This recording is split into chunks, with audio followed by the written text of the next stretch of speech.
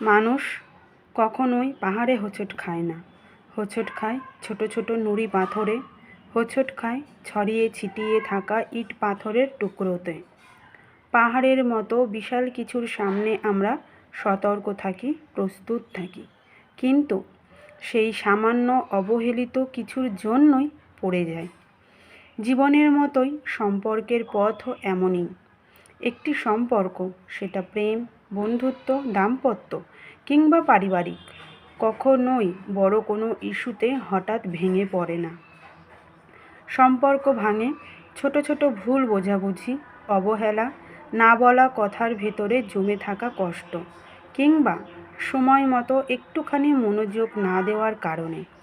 এই ছোট ছোট বিষয়গুলো প্রথমে হয়তো তেমন গুরুত্ব পায় না, কিন্তু দিনে দিনে সেগুলোতে জমতে জমতে পাহাড়ের চেয়েও বড় হয়ে ওঠে।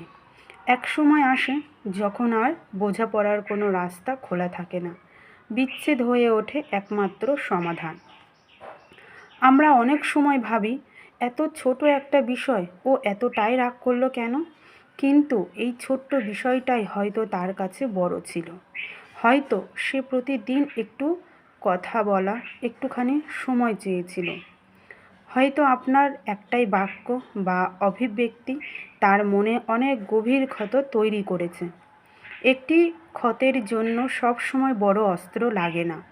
ক্ষত গভীর হয় তখনই যখন অনুভূতির জায়গায় আঘাত লাগে। তাই একটি সম্পর্ক টিকিয়ে রাখতে হলে বড় কিছু করার প্রয়োজন পড়ে না।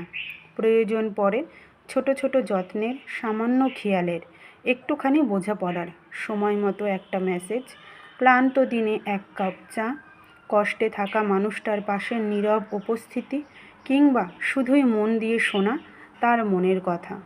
এই ছোট্ট ছোট্ট কাজগুলোই আজীবনের বন্ধন গড়ে তোলে। সম্পর্ক মানে একে অপরের জায়গায় নিজেকে কল্পনা করতে পারা, তার অনুভূতিকে তার দৃষ্টিভঙ্গি থেকে উপলব্ধি করার চেষ্টা করা। একটুখানি কেয়ার, একটুখানি সম্মান, কথায় গুরুত্ব দেওয়া, অনুভূতির প্রতি স্পর্শকাতরতা, এগুলোই একটি সম্পর্কের মেরুদণ্ড।